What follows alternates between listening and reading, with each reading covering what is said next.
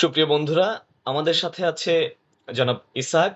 ইসহাক বাংলাদেশ বেতারের তালিকাভুক্ত একজন উপস্থাপক, সংবাদ পাঠক, আবৃত্তি শিল্পী ও নাট্যশিল্পী। সেই সাথে তিনি বুলবুল ললিতকলা একাডেমির এবং শান্ত মারিয়াম একাডেমি অব ক্রিয়েটিভ টেকনোলজির আবৃত্তি প্রশিক্ষকও, এবং নানা ধরনের প্রতিষ্ঠানে তিনি আবৃত্তি শেখান এবং বিভিন্ন বিশ্ববিদ্যালয়ে আবৃত্তির কোর্সগুলোতে প্রশিক্ষক হিসেবে কাজ করেন। ইসাক, আপনাকে স্বাগতম। কেমন আছেন? অনেক ধন্যবাদ। খুব ভালো আছি। আপনি ভালো আছেন? জি, ভালো আছি। আপনি তো ছোটবেলা থেকেই এই আবৃত্তি, সুন্দর করে কথা বলা, উপস্থাপনা এসব বিষয়ের সাথে জড়িত। আপনার ছোটবেলা নিয়ে যদি একটু বলেন। আ আমি বেড়ে উঠেছি একটা প্রত্যন্ত গ্রামে এবং আমি যখন ছোট্ট সময় গ্রামে বড় হওয়ার সময় আমার গানের প্রতি একটা ঝোঁক ছিল এবং আমি অনেক গান শুনতাম, মুখস্থ করতাম। যদিও আমাদের ওই দিকটা আসলে খুব বেশি শিল্প সংস্কৃতির চর্চার তেমন একটা বিষয় ছিল না। এখনো ওইভাবে করে নেই। তো এ কারণে উস্তাদ বা গুরুমুখী বিদ্যা এগুলো যেহেতু বা সাধনার বিষয়, তো ওইভাবে শেখা হয়নি। গান শুনতাম, মুখস্থ করতাম, গাইতাম। ক্লাস 3 থেকে আমি স্কুলে গান গাই এবং ক্লাস 6 এ যাওয়ার পরে আমার পুরো মানে হাই স্কুলে এক ধরনের মানে গানের উপর দিয়ে চলে গেছে। পড়া না পারলে গান গান শোনাতে হতো বা কেউ আ কোনো একটা কিছু আয়োজন করেছে, গান শোনাতে হতো। এইভাবে করেই গানের সাথে চর্চা শুরু হয়। আর কবিতার প্রতি এক ধরনের ভালো লাগা ছিল। তখন বিভিন্ন প্রতিযোগিতায়, অনুষ্ঠানে কবিতা পড়তাম, না বুঝে পড়তাম। কবিতা যে একটা শিল্প, আবৃত্তি একটা শিল্প, এটা আসলে জানি নাই। এটা জেনেছি যখন বিশ্ববিদ্যালয়ে ভর্তি হয়েছে তখন। তো টুকটাক কবিতা বিশ্ববিদ্যালয় জীবনে লিখতাম। তো আপনার কবিতা আবৃত্তি এবং এই চর্চার পেছনে বিশাল একটা পরিবর্তন এনে দিয়েছে। আপনার ক্যারিয়ারকে সামনের দিকে নেওয়ার জন্য একটা ভূমিকাও মনে হয় রেখেছে। এ ব্যাপারে কি একটু বলবেন? আমি যদি বলি যে আমার ক্যারিয়ার এখন যা করছি, এর পুরোটাই আমার বিশ্ববিদ্যালয় জীবন থেকে পাওয়া। মানে আমি যখন তিতুমির কলেজে ভর্তি হলাম ২০১৪-১৫ সেশনে। সেখানে ভর্তি হবার পর একটা প্রতিযোগিতা হচ্ছিল। আ ফেব্রুয়ারি উপলক্ষে ভাষা দিবসের একটা প্রতিযোগিতা চলছিল। সেখানে আমি ১ম এ ভেবেছিলাম যে, যেকোনো কবিতাই পড়া যাবে। যেহেতু এটার সাথে আমার সম্পৃক্ততা ছিল না। তো আমি যেটা করেছি আমার নিজের লেখা একটা কবিতা প্রস্তুত করে গিয়েছি আমি আবৃত্তি করব। কিন্তু ওখানে একটা কবিতা নির্ধারণ করে দেওয়া ছিল। তো আমি আসলে না বুঝেই গিয়ে বসেছি। বসার পরে আমাকে বলছিল যে, "একটা কবিতা নির্ধারিত আছে, ওইটা পড়তে হবে।" আমি ভাবলাম যে তাহলে কি করা যায়? আচ্ছা ঠিক আছে। তখন ওই কবিতাটা দেখে পড়ে দেয়া। তো আমি যখন পড়ছিলাম, পড়ে বের হওয়ার সময় আমাকে বেশ কয়েকজন শিক্ষক বলছিলেন, "তোমার কণ্ঠটা ভালো ছিল।" এবং সৌভাগ্যক্রমে আমি আমার যে বিভাগের শিক্ষক নাসিম আক্তার চৌধুরী, যার হাতে আমার হাতে খড়ি রয়েছে, তিনি ছিলেন ওই প্রতিযোগিতার বিচারক এবং উনি আমাকে আমি যখন প্রতিযোগিতা থেকে বের হয়ে যাই তার খবর নিলেন যে আমি উনার বিভাগের শিক্ষার্থী এবং তিনি আমাকে একদিন ডেকে বললেন, "তুমি কি কবিতা পড়তে চাও? শিখতে চাও?" আমি বললাম, "হ্যাঁ।" আপনি বিভাগীয় প্রধান মানে বিভাগীয় প্রধানের পরেই ছিলেন। তো আমাকে উনি হাতেখড়ি করালেন। অ, আ, ক, খ তারপর থেকে শিখলাম। আচ্ছা, এ তো গেল আপনার শিক্ষা জীবনের থেকে শুরু করে আপনার যে কবিতা চর্চার দিকে ঝুঁকে যাওয়ার সময়টা। এরপরে আপনি বাংলাদেশ বেতারে তালিকাভুক্ত হলেন। বাংলাদেশ বেতারে তালিকাভুক্ত হলাম আমি ২০২২ এ। তার আগেই আমি ২০১৯ থেকে বাংলাদেশ বেতারে কাজ করি। এর একটা প্রোগ্রামে আমি যুক্ত হলাম প্রজন্ম কণ্ঠ নামে। তো ২০১৯ সাল থেকে আমি কাজ করছিলাম। ২০২২ এ গিয়ে আমি এনলিস্টেড হয়েছি বাংলাদেশ বেতারে এবং তখন একই সাথে আবৃত্তি উপস্থাপনা এবং নাটকে এনলিস্টেড হই। আচ্ছা, এ তো গেল আপনার বাংলাদেশ বেতারে ক্যারিয়ার শুরুর। টিভিতে কিভাবে যুক্ত হয়ে গেলেন? আমার বাংলাদেশ টেলিভিশনের সাথে সম্পৃক্ত হওয়া হচ্ছে ২০১৬ র পর। ২০১৫ র ১৬-১৭ র দিক থেকে আমি বাংলাদেশ টেলিভিশনে যাওয়া শুরু করি। তখন আমার একজন বড় ভাই ছিলেন। তিনি একটা অনুষ্ঠান করতেন। আ অনুষ্ঠানটার নাম ছিল ইতিহাস ও প্রজন্ম ভাবনা। ওই অনুষ্ঠানে বেশ কয়েকটা পর্ব এবং মোটামুটি ৮-১০ টা পর্বে আমি আ ওইটার কোঅর্ডিনেট করছিলাম। বিভিন্ন বিশ্ববিদ্যালয়ের শিক্ষার্থীদেরকে সেখানে নিয়ে যাওয়া এবং তারা যে আসবে, কিভাবে আসবে, কোথায় কি করবে, এসব আমি আ দেখতাম আরকি। আর আমি নিজেও অংশগ্রহণ করেছি বেশ কয়েকটা পর্বে। তো ওইভাবে করে বাংলাদেশ টেলিভিশনে যুক্ত হওয়া। তারপর আমার বন্ধুর হাত ধরে মানে আমার বন্ধু আলমগীর ইসলাম শান্তর হাত ধরে আমার হচ্ছে আবৃত্তির অ্যালবাম, তারপরে হচ্ছে কয়েকটা অনলাইন টেলিভিশনে সম্পৃক্ত হওয়া এবং ঐটার সূত্র ধরেই অন্যান্য যে ব্যক্তিগত চ্যানেল আছে বা প্রাইভেট চ্যানেল গুলো আছে সেগুলোতে সম্পৃক্ত হই। আচ্ছা, এত গেল আপনার ক্যারিয়ার নিয়ে বিভিন্ন আলাপ। এবার আমরা আপনার কাছে জানতে চাই, এই যে সুন্দর করে কথা বলা বা সুন্দর একটা উপস্থাপন, এই যে আর্টটা, এটা কতটুকু গুরুত্বপূর্ণ? বর্তমান পৃথিবী হচ্ছে উপস্থাপনের পৃথিবী, তথ্যের পৃথিবী। আপনার হাতে যত বেশি তথ্য থাকবে আপনি তত বেশি সমৃদ্ধ, আপনি তত বেশি এগিয়ে থাকা। এটা হচ্ছে পৃথিবীর সবগুলো দেশই এটা নিয়ে কাজ করছে এখন। প্রত্যেকটা দেশ এখন তাদের অস্ত্রের পাশাপাশি তথ্য নিয়ে কাজ করছে। যে যত বেশি তথ্য পাচ্ছে, কালেক্ট করছে, জোগাড় করে নিচ্ছে। এই তথ্যগুলো আসলে উপস্থাপনেরও বিষয় থাকে এবং আপনি আপনার নিজেকে যত বেশি সুন্দর করে গুছিয়ে উপস্থাপন করতে পারবেন মানুষের কাছে, আপনি তত বেশি মূল্যবান। আপনার এই মুহূর্তে যদি বলি যে একজন খুব সুদর্শন মানুষ, সে আসলে যদি মানে গুছিয়ে কথা বলতে না পারে, সুন্দর করে কথা বলতে না পারে, তাহলে তার অবস্থান আসলে পড়ে যায়। একটা মজার অ্যাড আছে, আমি অ্যাড এর কথাটা বলছি এরকম যে, একটা সুন্দরী মেয়ে হেঁটে যাচ্ছে, একটা টেলিভিশনের অ্যাড।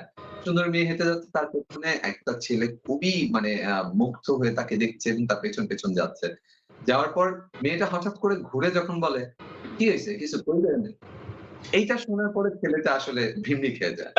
কারণ হচ্ছে সে যতটা প্রত্যাশা নিয়ে ওনার পেছনে যাচ্ছিল, ওই কথা শুনে প্রত্যাশাটা আসলে মাটি হয়ে গেল পরিবর্তন একদম।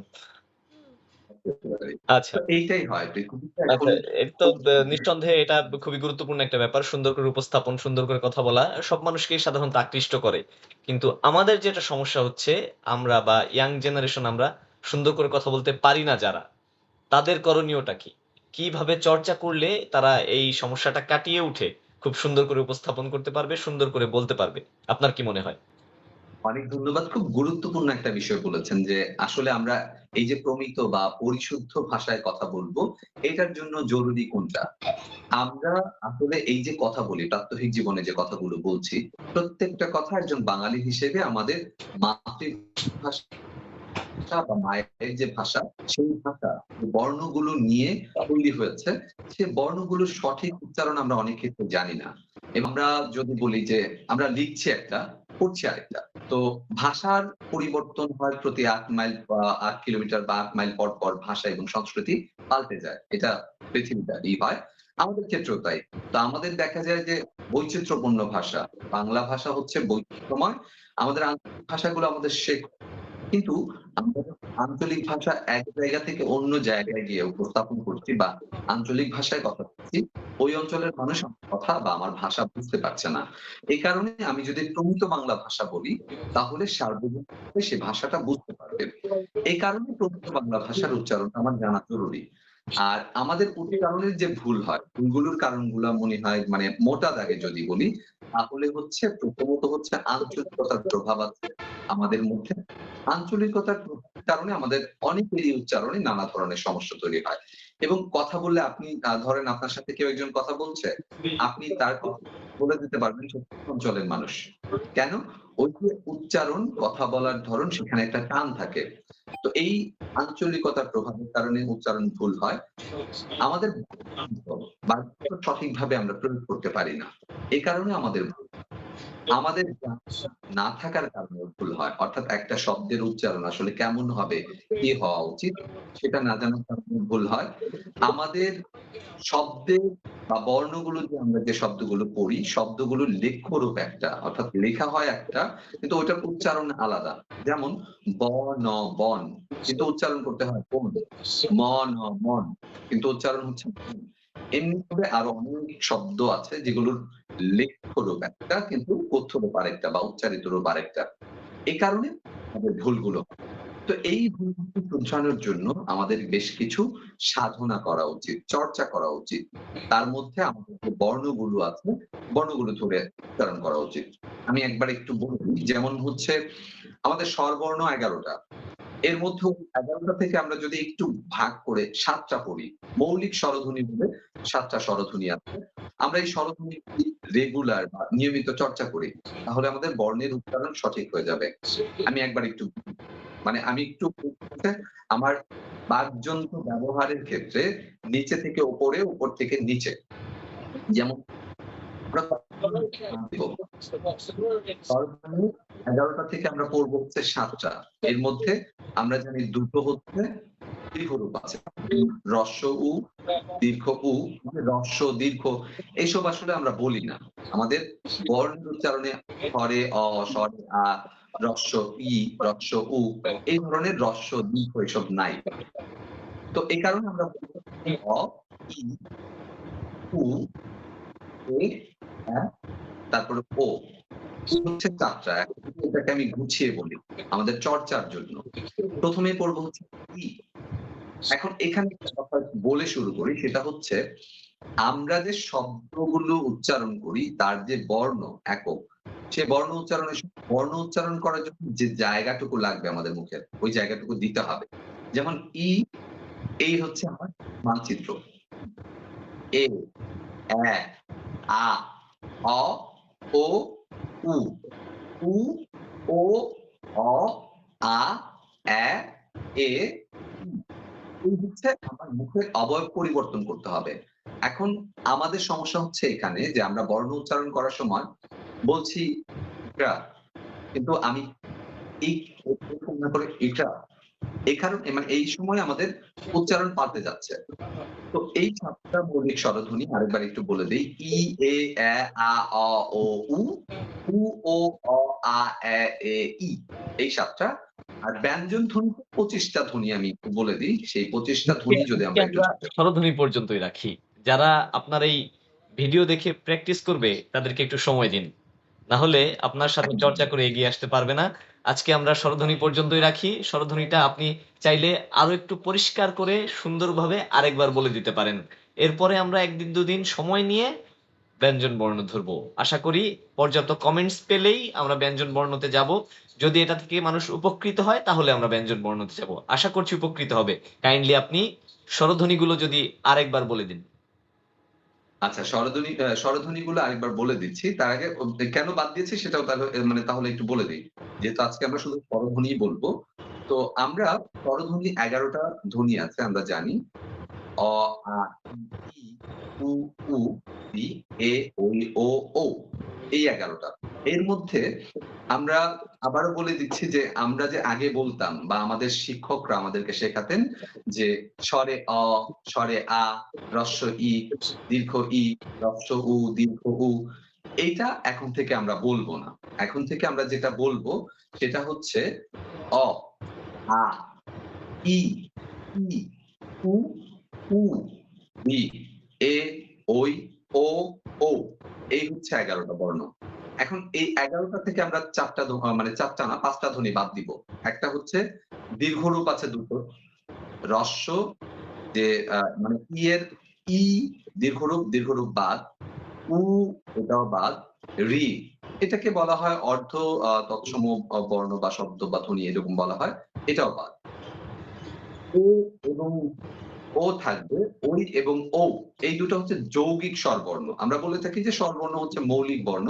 কিন্তু এর মধ্যেও ২ টা যৌগিক স্বরবর্ণ আছে। একটা হচ্ছে ওই, আরেকটা হচ্ছে ও। ওই হচ্ছে অ যোগ ই আর ও হচ্ছে অ যোগ উ। এই ২ টা বর্ণের সমন্বয়ে গঠিত।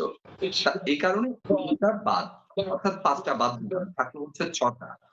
অ, আ, ই, তারপর হচ্ছে উ, এ, ও এই ৬ টা। এর সাথে যুক্ত হবে অ্যা।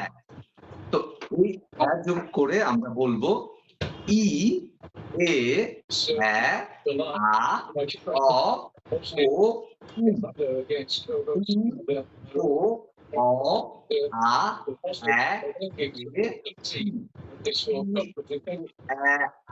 অ, ও, উ।